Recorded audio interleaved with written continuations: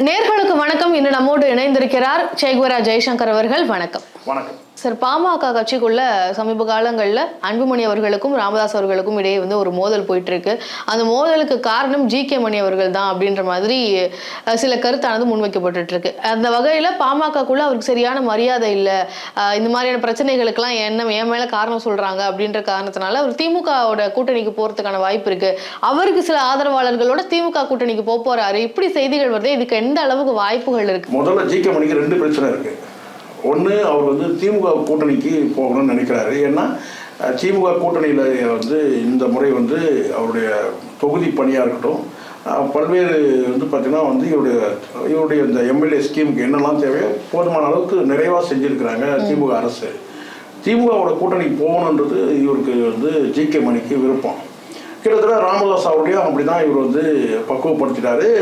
திருமாவளவன் கிட்ட சமரசமாக கூட இவங்க போய் கூட ஒரே ஒரு சிக்கல், அங்கே ஒரு தடைக்கல் யார், திருமாவளவன் தான். அதுவும் கூட பேசி சரி பண்ணிக்கலான்ற அந்த எண்ணத்தில் தான் இருந்தாங்க. அதனால தான் திருமாவளவன் கூட திடீர்னு அன்புமணிக்கு அறிவுரையெல்லாம் சொன்னார், உங்களுக்கு தெரியும் நினைக்கிறேன். ஸோ இந்த மாதிரி ஒரு சூழலில் வெளிப்படையாக சொல்லனா கூட அதுக்கான மூவ்மெண்ட் எடுக்கிறாரு. முதலமைச்சர் சந்திக்கிறாரு. ஏறக்குறைய டாக்டர் ராமதாஸும் எதிரான நிலையில் இருந்தார். கொஞ்ச நாள் முன்னாடி உங்களுக்கு தெரியுங்க, நான் ஒன்று சந்திக்கணுமா, எனக்கு அசிங்கமாக இருக்குது, அவமானமாக இருக்குன்னு சொன்ன முதலமைச்சரை இன்னைக்கு பாராட்டுறதெல்லாம் நம்ம பார்த்துருக்கோம். அதுக்கு காரணம் பின்னாடி பார்த்தீங்கன்னா ஜி.கே. மணி தான். ஒரு விஷயத்துக்கு தெளிவாக இன்னொரு விஷயம் கேட்டால், பாஜகவோட கூட்டணிக்கு போகிறது, ஒருவேளை கூட்டணி மாறினாலும் கூட அதிமுகவோட கூட்டணிக்கு போகலாம். ஆனால் பாஜக இருக்கிற அணியில் நம்ம கூட்டணிக்கு போனோம்னா நம்ம கட்சியை மெல்ல மெல்ல இவங்க கபலீகரம் பண்ணுறாங்க.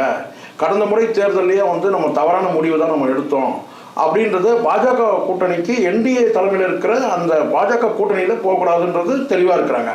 ஆனால் இன்னைக்கு அதிமுக போகிறது கூட ரெடி. ஆனால் அதிமுகவோட பார்த்தீங்கன்னா பாஜக இருக்கிறதுனால கூட்டணிக்கு போகக்கூடாதுன்றதுல ரெண்டு பேருமே தெளிவாக, டாக்டர் ராமதாஸும் தெளிவாக இருக்காரு, ஜி.கே. மணியும் தெளிவாக இருக்கிறாரு. ஆனால் இப்போ இங்கே அன்புமணி கிட்ட தான் கட்சி இருக்கிற மாதிரியான ஒரு தோற்றம் இருக்குது. இங்ககிட்ட டாக்டர் ராமதாஸ் இன்னைக்கு செயல்பட முடியாத ஒரு இருக்கையில் உட்காந்து தான் அவர் செயலாற்ற முடியும். மாவட்ட சுற்றுப்பயணமோ இல்லை அந்த மாதிரி எதுவும் செய்ய முடியாது. சென்னைக்கு வர்றதே ஒரு விளம்பரப்படுத்திட்டு வரக்கூடிய சூழல் இருக்கிறார். நினைச்சா சென்னைக்கு போயிட்டு இருக்கிறவர் திண்டிவனத்துல சென்னைக்கு வர, தைலாபுரத்துல சென்னைக்கு வர்றதே ஏதோ ஒரு டூருக்கு போகிற மாதிரி சொல்கிறார். நான் சென்னைக்கு போகிறேன்னு சொல்லிட்டு வராரு. இதுக்கு முன்னாடி எதனா அந்த மாதிரி சொல்லியிருக்கிறதா என்ன? ஸோ அதனால் ஒரு பொது நிகழ்ச்சியிலையும் சரி, கட்சி நிகழ்ச்சியிலையும் சரி, ஒரு சுப நிகழ்ச்சி, இந்த கட்சி தொண்டர்களுடைய சுப நிகழ்ச்சியிலையும் அந்த மாதிரி எதுக்கும் போக முடியாத சூழல் தான். அப்போ ஒரு அறிக்கையின் மூலமே இவர் பார்த்தீங்கன்னா நீக்கிறதுன்றது ஒரு அறிக்கை மூலமாக உச்சபட்சமாக என்ன சொல்லிட்டாருன்னா, நான் முடிவு பண்ணுறவங்களுக்கு தான் சட்டமன்ற தேர்தலே சீட்டுன்னு சொல்கிறாரு. இப்போ சிக்கல் என்ன கேட்டால், சட்டமன்ற சீட்டு நீங்கள் எவ்வளோ பேர் வாங்க போகிறீங்க? ஒரு 10 சீட்டு வாங்கிடுவீங்களா அதிகபட்சம் போனால்? அந்த 10 சீட்டில் பார்த்தீங்கன்னா நீங்கள் கொடுக்குது. ஆனால் அது கட்சியில் இருக்கும்போதே சில வருவாய்கள்லாம் இருக்குது. ஒரு மாவட்ட நிர்வாகிகளுக்கு பல விதத்தில் வருவாய் இருக்குது, கட்சி நிர்வாகிகளுக்கு. அப்படி இருக்கும்போது கட்சி நிர்வாகிகள் அன்புமணி போடக்கூடிய, இவர் போடக்கூடியவங்க அன்புமணி நீக்கிறதும், அன்புமணி போடக்கூடியவங்களை இவர் கட்சியை நீக்கிறதும் இப்படி இருக்கிறதுனால ஒரு கட்டத்துக்கு மேலே எல்லாருக்குமே நமக்கே ஒரு சலிப்பாயிடுச்சு. என்னன்னு கேட்டால், என்னப்பா இது அப்பம் புள்ள விளையாட்டு அப்படின்ற மாதிரி, அரசியல் விளையாட்டுன்ற மாதிரி ஆயிடுச்சு. இப்போ இவங்களுக்கு பார்த்தீங்கன்னா எந்த பக்கமும் போக முடியல. இப்போ ஏன்னா இவருக்கு வயது மூப்பு இருக்கு. இப்போ இவரை டாக்டர் ராமதாஸன் நம்பி அன்புமணியும் விரோதம் பண்ணிக்க முடியாது. ஏன்னா அந்த அளவுக்கு கூட கும்பிட்டு போட்டு பழகிட்டாங்க, ஜி.கே. மணிலாம் உட்பட சொல்கிறேன். அப்போ ஒரு கட்டத்துக்கு மேலே ரெண்டு பேருமே வேணாம்ப்பா, நம்ம திமுக போயிடும் பேசாம. திமுக கூட்டணிக்கு போகிறத விட திமுக கட்சியிலே ஐக்கியமாயிட்டேன் என்ன? ஏன்னா ஒரு பாதுகாப்பு வேணும். இன்னைக்கு கிட்டத்தட்ட ஒரு சொல்கிறாங்க, ஒரு 1000 கோடிக்கு சொத்து இருக்குன்றாங்க. யாருக்கு? ஜி.கே. மணிக்கே ஒரு 1000 கோடி சொத்து இருக்குன்னு தகவல் பேசுகிறாங்க. அப்போது அந்த சம்பாதிச்ச சொத்துக்களை பாதுகாக்கணும்ல. அப்போ எங்கேயாவது ஒரு பாதுகாப்பான ஒரு இடத்துல இருக்கணும்ல. ஒன்று நம்ம சொந்த கட்சியில் ஒரு தலைவராக இருக்குதுன்றது வேற. இப்போ ஒரு கௌரவமான ஒரு பதவி கொடுத்தாங்கன்னா தாராளமாக போயிடலாமே, திமுகவே ஐக்கியமாயிடலாம். எதுக்கு இங்கே இருந்துட்டு? ஏன்னா இன்னொரு பக்கம் என்ன கேட்டால், இந்த அப்பம்புள்ளை சண்டைக்கே ராமதாஸ் அவர்களுக்கும் அன்புமணி அவர்களுக்கும் சண்டைக்கே இவர் தான் வித்துட்டாரு, இவர் தான் ஆரம்பமே, இவர் பண்ணுற கழகம் தான் அங்கே அப்படின்னு கூட சில பேர் அன்புமணியோட ஆதரவாளர்கள் பேசுகிறாங்க. இதுதான் நேரம்னு பார்த்து அங்கே ஜி.கே. மணி பிடிக்காதவர்கள், அவருக்கு எதிரானவர்கள், இவங்கெல்லாம் அன்புமணிக்கு ஆதரவாக இருக்கக்கூடியவர்கள் எல்லாம் கேட்டால் ஜி.கே. மணியை சகட்டு மணிக்கு கட்சிக்கு உள்ளே பேசுகிறாங்க. அதுதான் ஒரு கட்டத்தில் ஒருத்தர் நான் மனம் வெதும்பி பேசினார். என்னை நான் அதாவது வந்து என்னை வந்து எப்படி என்ன வேணா பழி சொல்லுங்க, ஆனால் நான் துரோகின்னு மட்டும் சொல்லாதீங்கன்னு சொல்லி கூட சொன்னார். ஸோ அந்த மாதிரி ஒரு சூழ்நிலை இப்போ எதுக்கு பேசாமல் நம்ம வந்து டிஎன்கே போய் ஐக்கியமாயிடலான்ற மாதிரி ஒரு எண்ணத்தில் இருக்கிறாருன்ற ஒரு தகவல் மட்டும் சொல்றாங்க. இன்னும் அது முடிவா இல்லை. அதுக்குள்ள இவங்களுக்குள்ள ஒரு முடிவு வரும்னு பார்த்தா இவங்களுக்குள்ள முடிவு வரல. ஒரு கட்டத்துக்கு மேல டாக்டர் ராமதாஸ் வந்து ஒரு எல்லையை அடைஞ்சிட்டாரு. அதாவது ஒரு தலைவர், ஒரு செயல் தலைவருக்கு இவர் வந்து அன்ஃபிட்ன்ற மாதிரி சொல்லிட்டு வர்றாரு. செயல் தலைவராக வந்து எதுவும் செயல்படலை, இவர் அன்ஃபிட்ன்ற மாதிரி ஒரு முத்திரை வந்து குத்திட்டு வர்றாரு. அன்பார்ச்சுனேட்லி வேற அங்கே வந்து டாக்டர் ராமதாஸ் வந்து இன்னொரு மகன் இருந்தால் வேணா இந்நேரம் அவர் வந்து ப்ரொமோட் பண்ணியிருப்பார். ஒரு வேலை வேற யாரும் அந்த கட்சி அவங்க குடும்பத்திலையும் வந்து ப்ரொமோட் பண்ணக்கூடிய அளவுக்கு, தலைவர் அளவுக்கு, அதாவது அன்புமணி அளவுக்கு ப்ரொமோட் பண்ணுறதுக்கு வேற யாரும் ஆள் இல்லை. அதே சமயத்தில் வெளிநபர்களை வந்து யாரையாவது வந்து போடணுன்ற அந்த எண்ணமும் வரல. குறிப்பிட்டு வெளிநபர்கள் யாராவது, அது ஜிகே மணியோ அல்லது வேற யாருமே கூட நான் இவங்க தான் அடுத்தது வழி நடத்தக்கூடியவங்கன்னு சொல்லிட்டு அதையும் டிக்ளேர் பண்ண மாட்டாரு. அங்கேயும் ஒரு தடுமாற்றம் இருக்கு. டாக்டர் ராமதாஸுக்கும் தடுமாற்றம் இருக்கு. சரி, அன்புமணி சரியா செயல்படல, செயல் தலைவர் இல்லை, அப்போ ஒரு செயல் தலைவரை நீக்கிட்டு வேற ஒரு செயல் தலைவரை போடுங்க பார்ப்போம். கட்சியில் யாருமே இல்லையா என்ன? அப்போ குடும்பத்தை விட்டும் போயிடக்கூடாதுன்றதையும் தெளிவா இருக்கிறாரு. அப்ப எதுக்கு இந்த தள்ளுமுள்ளு குழப்பங்கள்? ஒரு கட்டத்துக்கு மேல வயசாயிடுச்சுன்னா ஒதுங்கிடணும். கடந்த காலத்துல நான் சொல்றேன் உங்களுக்கு, இதே வந்து இன்னைக்கு ஏன் வந்து அன்புமணி கிட்ட கட்சி இருக்குன்னு சொன்னா அதுக்கு காரணமே வந்து பாத்தீங்கன்னா வந்து கடந்த காலத்துல வந்து இந்த மாற்றம் முன்னேற்றம் அன்புமணின்னு சொல்லி சொன்னாங்க. அப்ப எல்லாரும் கேட்டா முதலமைச்சர் இலக்கை நோக்கி வந்து இவர் நகர்றாரு, அப்படிதான் இப்படி சைடாக பார்த்தது, அப்புறம் மைக் எடுத்து இப்படி நடந்தது, இதெல்லாம் வந்து ஜான் ஆரோக்கியசாமி இப்போ விஜய் கிட்ட இருக்காருல, அவர் ஏற்பாடு பண்ணி கொடுத்தது தான் இந்த இதெல்லாம். ஸோ அப்போ கட்சியோட ப்ரொமோட் இன்னைக்கு வந்து கட்சியில் இந்த அளவுக்கு ப்ரொமோட் ஆனதுக்கு காரணமே ஜான் ஆரோக்கியசாமி தான். அவர் எடுத்து கொடுத்த ரூட் தான் இன்னைக்கு கட்சி ஃபுல்லாக இருக்கு. எப்படி வந்து டாக்டர் என்.டி. ராமாராவுக்கு வந்து ஒரு கட்டத்தில் வந்து என்.டி. ராமாராவுடைய கட்சி வந்து எப்படி வந்து சந்திரபாபு நாயுடு கிட்ட போச்சு, மருமகன் கிட்ட போச்சுன்னா கட்சியோட கவனமே இல்லாம கட்சி நிர்வாகி எல்லாத்தையும் அவன் பார்த்துப்பான் அப்படின்ற மாதிரி மருமகன் கிட்ட கொடுத்துட்டாரு. மருமகன் என்ன செஞ்சாரு, எல்லாருக்கும் வந்து பதவியை போட்டாரு. பதவி யாருக்கிட்ட வாங்கியிருக்காங்க? சந்திரபாபு நாயுடு கிட்ட வாங்கியிருக்காங்க. ஒரு கட்டத்தில் வந்து கேட்டினா இவர் சிவபார்வதி கிட்ட போயிட்டு ஐக்கியமான உடனே என்ன சொன்னாங்க, இதே தொண்டர்கள் இதே நிர்வாகிகள் வந்து பெரிய ஒரு கூட்டத்தை கூட்டி இருக்கும்போது என்.டி. ராமாராவ் கூடி இருக்கும்போது பார்த்தீங்கன்னா அங்கேருந்து ஒரு செருப்பு வந்து இவர் மேலே வந்து விழுது. யார் யாரை தேவுடுன்னு சொன்னாங்களோ, யாரை தெய்வம்னு சொன்னாங்களோ அதே என்.டி. ராமாராவ் மேலே செருப்பு வந்து விழுது. தூர்தர்ஷனில் போடுறாங்க, அதை அப்படியே போட்டு காட்டுறாங்க. ஸோ எதுக்கு சொல்கிறேன்னா, எதனால கட்சி பின்னாடி வந்து இவர்கிட்ட இல்லை, என்.டி. ராமாராவ் கிட்ட கட்சி போயிடுச்சு. என்.டி. ராமாராவ் படுக்கையாக போய் படுத்துட்டாரு. காரணம் என்னன்னா சந்திரபாபு மருமகன் கிட்ட ஃபுல் கட்சியும் போயிடுச்சு. எப்படி போச்சுன்னு கேட்டால் மருமகனால் பதவி வந்து பெறப்பட்ட நிர்வாகிகள், எம்எல்ஏக்கள் சீட்டுகள், எம்எல்ஏ சீட்டு வாங்கினவங்க, நிர்வாகிகள், மாவட்ட நிர்வாகிகள் எல்லாருமே வந்து பார்த்தீங்கன்னா வந்து சந்திரபாபு நாயுடு போட்ட வந்து அப்பாயின்மெண்ட்டு. அப்போ அவருக்கு தானே விசுவாசமாக இருப்பாங்க. இப்போ அமித்ஷா வந்திருக்கிறாரு, அமித்ஷா பேரை சொல்லும்போது கூட்டம் வந்து கைத்தட்ட மாட்டேங்குது, ஆரவாரம் இல்லை. மோடி பேரை சொல்லும்போது ஆரவாரம் இல்லை. அந்த கட்சியில் இருக்க மற்ற நிர்வாகிகள் சொல்லும்போது கிட்ட ஆரவாரம் இல்லை. ஆனால் அண்ணாமலை பேரை சொல்லும்போது கிட்ட ஆர்ப்பரிக்குது கூட்டம். ஏன்? இவங்கெல்லாம் அண்ணாமலையால் பதவி வாங்கினவங்க, அண்ணாமலைக்கு விசுவாசமா இருக்கிறாங்க. அதனால அந்த ஆர்ப்பரிக்குது கூட்டம், கைத்தட்டுது. தன்னை அறியாம கைத்தட்ட கட்டினா தலைவர் எனக்கு தான், இவர் தான் எனக்கு பதவியை போட்டு கொடுத்தாரு, அப்போ அவன் கைத்தட்ட தானே செய்வான், எழுந்து நின்று கத்த தானே செய்வான்.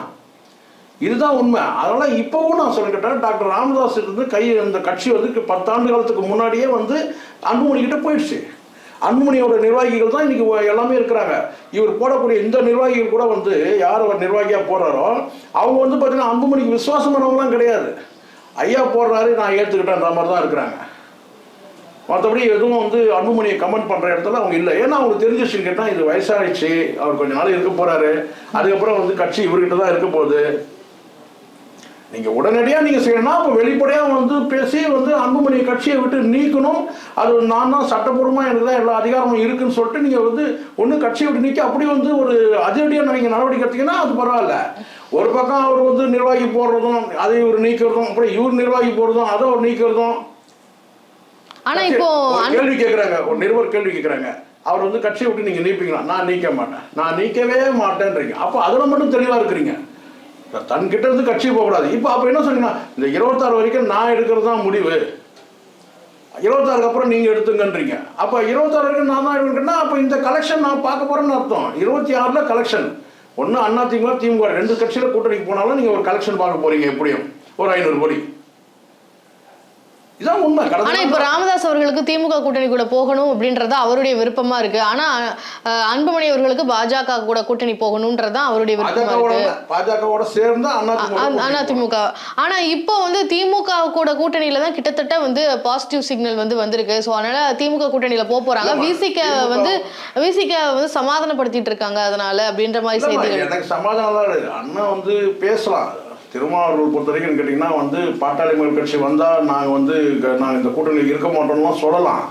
ஒரு கட்டத்துக்கு மேலே வந்து பாஜக அணி வந்து வலுப்பெறதை வந்து விரும்ப மாட்டார். அதிமுக வந்து கூட்டணி வந்து வலுப்பெறுது, பாஜகவும் இணைந்து வலுப்பெறும்போது அதை விரும்ப மாட்டார். பாஜக கூட்டணியில் இல்லைன்னா இவர் வந்து இதே அண்ணன் திருமா வந்து திமுகவோட தான் இருப்பார்னு சொல்ல முடியாது. அது அதிமுக பேச்சுவார்த்தை பகிரங்கமாக நடக்கும். ஆனால் பாஜகவோட வந்து பார்த்தீங்கன்னா வந்து பாட்டாளி மக்கள் கட்சி சேராம திமுகவோட சேர்றாங்கன்னு சொன்னால் அங்கே ஒரு சமரசத்துக்கு வரதுக்கான வாய்ப்பு இருக்கு. அதெல்லாம் ஆனா விசிக வந்து சமரசமா எடுத்துப்பாங்கன்னு நினைக்கிறீங்களா? பாமக வாய்ப்பு இருக்குன்றா பேசுவாங்க. ஓகே. ஆனா அவர் சொல்றாரு இல்ல சார், பாஜகவும் பாமகவும் கூட்டணியில் இருக்கிற இடத்துல நாங்க இருக்க மாட்டோம்ன்றத சொல்லிட்டே இருக்கிறாரு. பாஜகவும் பாமகவும் சேர்ந்து இருக்கிற இடத்துல ஒரு கூட்டணி இருக்க மாட்டாரு. ஆனால் பாஜக வந்து இருக்கிற அணியில வந்து பாமக போய் சேரலாமான்னு சொல்லி கேட்டா அப்ப என்ன பதிலா இருக்கும்? பாஜக இருக்கிற அணியில வந்து பாமக போய் சேரலாமா வேணாமான்னு கேட்டா அண்ணன் பதில் என்னவா இருக்கும்? அண்ணன் திருமாவோட பதில் என்னவா இருக்கும்? நீங்க சொல்லுங்க. அவர் ரெண்டு பேரையும் ஒரே மாதிரி தானே பாக்குறாரு. இல்ல சொல்லக்கூடியது நான் இப்படி கேட்கிறேன். பாஜக இருக்கிற அணியில வந்து பாமக போய் சேர்றது வந்து சரியானதா தவறானதான்னு சொல்லி கேட்டா என்ன சொல்லுவாரு? மதவாத கட்சியோட போய் வந்து சேர்றது தவறுதான் சொல்லுவாரு. அப்பவே ஒரு சமரசம் வருது இல்ல. அதனால வந்து இவங்களுக்கான அந்த இருக்கைகளை வந்து வாங்குறதுனா ஒரு கராரா இருப்பாங்க. அது செல்வ பெருந்தகை அவர்கள் வந்து ராமதாஸ் அவர்களை சந்திச்சிருக்கிறாரு, மரியாதை நிமித்தமா சந்திச்சதுன்றதுதான் அவருடைய கருத்தா இருக்கு. ஆனா கூட்டணி பற்றி ஏதோ பேச போயிருப்பாங்களோ, திமுக கூட்டணிக்குள்ள வரதுக்கு வாய்ப்பு இருக்கு. ஏன்னா திமுக அணியில பாட்டாளி மக்கள் கட்சியும் விசிகாவும் காங்கிரஸும் கம்யூனிஸ்டுகளும் சொன்னா ஒரு மிருக பலம். அது மிருக பலம். ஸோ அதனால வந்து அதை விரும்புவாங்க. இவங்களுக்கு எல்லாருக்குமே அது வந்து ஒரு பலனளிக்கக்கூடிய வந்து ஒரு என்ன சொன்ன ஒரு வியூகமாக இருக்கும்.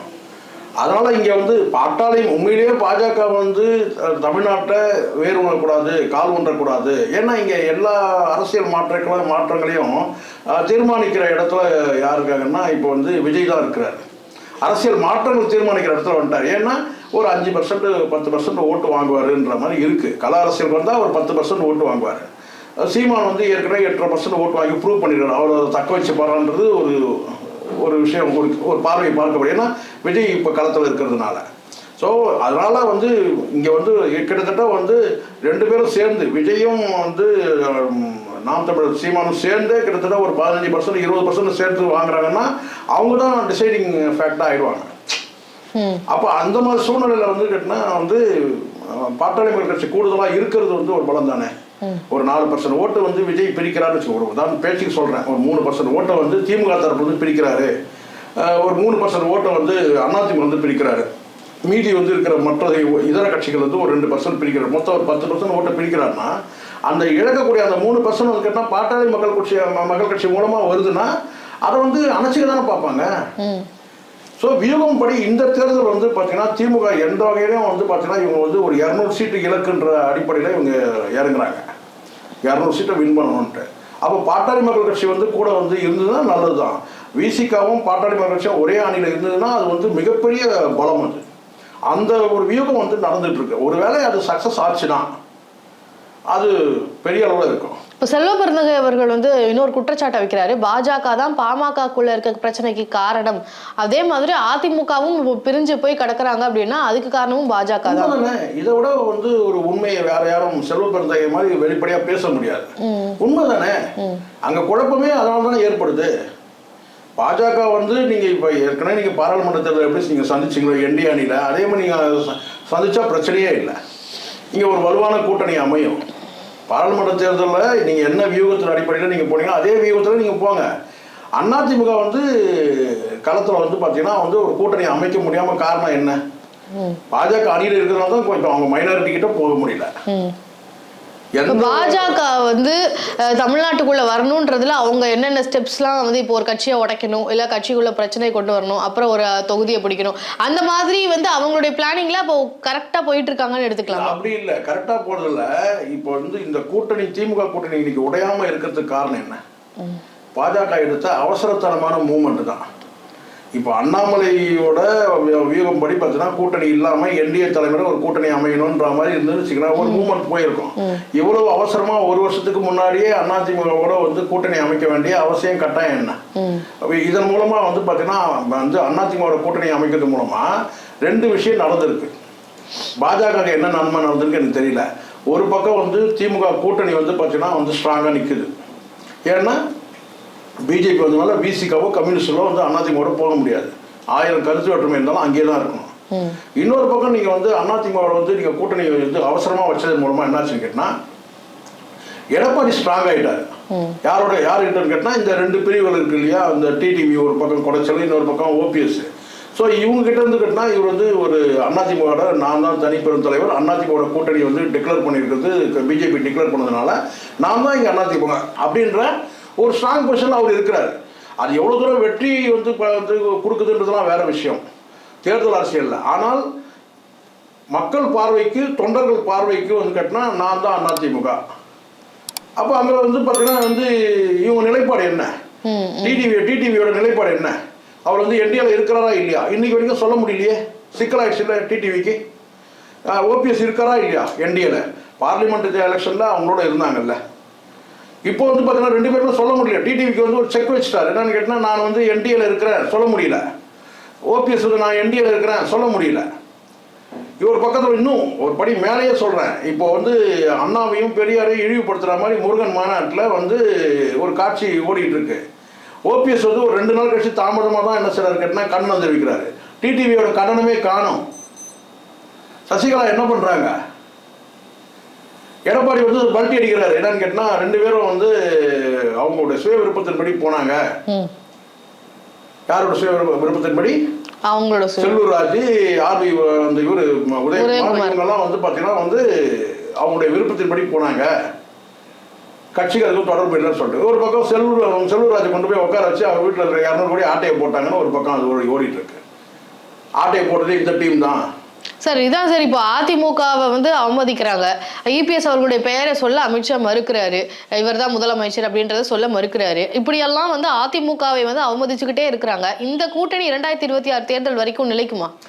வேற வழி இல்லாம ஒரு நிர்பந்தமா, இந்த எலியும் தவளையும் கட்டிக்கிட்ட மாதிரி தான் சொல்லுவாங்கல்ல. எலியும் தவளையும் நீங்க வந்து ஒரு கயிறு போட்டு கட்டி போட்டீங்கன்னா ஒன்று நீர்ல இருக்கிறது, ஒரு நிலத்துல இருக்கிறது. தவளை வந்து சில நேரங்களில் நிலத்திலையும் இருக்கும், நீர்லயும் இருக்கும். ஆனா எலி வந்து நீர்ல இருக்க முடியாது. அது மாதிரிதான் இப்ப இவங்களுடைய நிலைப்பாடு அப்படிதான் இருக்கு. எலியும் தவளையும் கட்டிக்கிட்ட மாதிரி அவ்வளவு கஷ்டப்பட்டு இருக்கிறாங்கன்னா பாஜக தமிழ்நாட்டுல அவ்வளவு சக்தி இல்லை சார். பாஜக இன்னும் வந்து எந்த தொகுதிகளையும் வெற்றி பெற போறது இல்லை. இன்னும் நாடாளுமன்ற தேர்தலில் கூட ரொம்ப படுதோல்வியில தான் இருந்தாங்க. அப்படிப்பட்ட பாஜகவுக்கு அதிமுக மாதிரியான ஒரு கட்சி பயந்து இருக்கு அப்படின்ற ஒரு சூழல் இருக்குன்னா அது என்ன, எப்படி புரிஞ்சுக்கிறது? பலத்தால் அமைக்கப்பட்ட கூட்டணி கிடையாது. அதிமுக நெருக்கடியால் அமைக்கப்பட்ட, பலவீனத்தால் அமைந்த கூட்டணி. இவங்களுக்கு வந்து ஒரு பலவீனம் இருக்கு. யாருக்கு பலவீனம் இருக்கு? வந்து பாஜகவுக்கு மைனாரிட்டி ஓட்டுகள் கிடையாது. நீங்க என்னதான் வந்து குட்டிக்காரன் போட்டாலும் மைனாரிட்டி ஓட்டுகள் கிடையாது. அப்போ மைனாரிட்டி ஓட்டு கிடைக்காத போது நீங்கள் என்னதான் நீங்கள் 18 கட்சியில் 20 கட்சியில் 30 கட்சி கூட்டணி வச்சாலும் வந்து பார்த்தீங்கன்னா நீங்கள் வந்து ஆட்சி அதிகாரத்தோடைக்கு நீங்கள் நகர முடியாது. ஒரு 10% ஓட்டு வாங்கலாம், 10லேருந்து ஒரு 12% ஓட்டு வாங்கலாம், அவ்வளோதான். ஆனால் இங்கே அதிமுக இருக்கிற வந்து ஏற்கனவே வந்து ஒரு 25% 20% மேலே இருக்கிற ஒரு கட்சியோட போய் நீங்கள் இணைஞ்சினா தான் உங்களுக்கு ஸ்ட்ரென்த், உங்களுக்கு பலம்.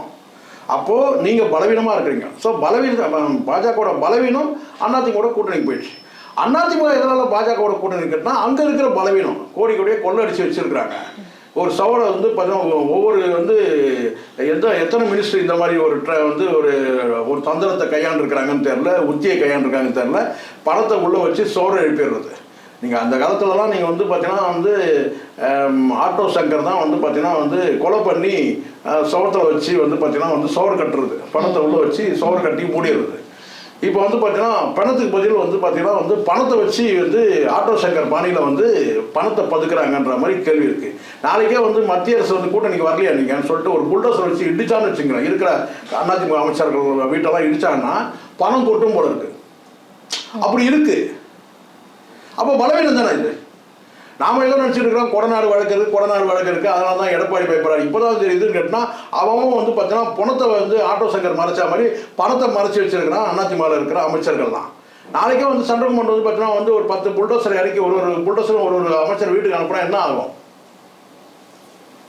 ஸோ அதனால ஓகே, இது வந்து பார்த்தீங்கன்னா வந்து பலவீனத்தால் அமைந்த கூட்டணி, வேற வழி இல்லாமல் பலவீனத்தால் அமைந்த கூட்டணி தான். அதனால தான் இன்னைக்கு வந்து இங்கே பலமான கூட்டணியாக இருக்கு திமுக.